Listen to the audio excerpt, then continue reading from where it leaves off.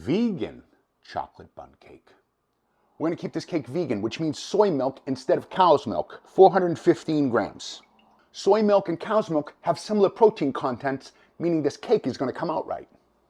And coconut oil for the fat, but you want the refined stuff. So we want this cake to taste like chocolate, not coconut. We're going to start infusing flavor in that cake now with a vanilla bean and espresso powder. We got to heat that up. 300 grams of sugar and 25 grams of molasses. Molasses boosts chocolate flavor. Get that molasses distributed. Add that heated milk and coconut oil. Turn that on. It's starting to look like syrup. 320 grams of all-purpose flour. 56 grams of cocoa powder. Half a teaspoon of salt. Chocolate always needs salt. And a teaspoon of baking soda will be our only leavener. Sifting blends it nicely. And while we're here sifting, add a little more cocoa and flour to that greased bundt pan. The cocoa will make the outside extra chocolatey.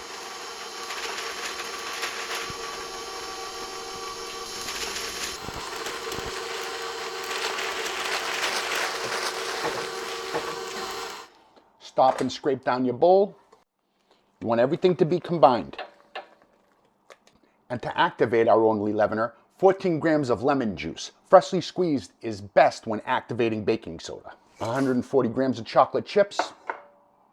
Dark chocolate chips are vegan because there's no milk in them. And this batter is all warm and the chips are starting to melt.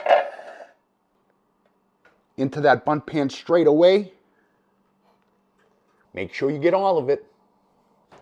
That's going into a 350-degree oven for 45 minutes. We're having cake. It's got to have frosting, which starts with more of that coconut oil and more chocolate that we're going to microwave in 10-second increments to get all melty. You don't want to scorch it. You just want to barely melt that chocolate. 225 grams of confectioner's sugar, 90 grams of cocoa powder. Drizzle in that melty mixture.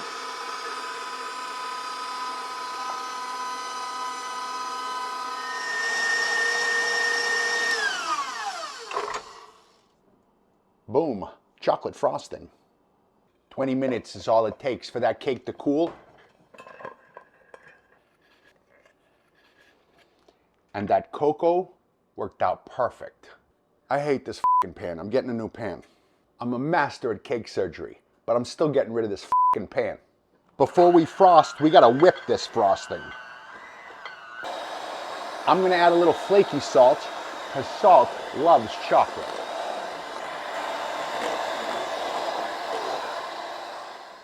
Now just add a layer of that frosting.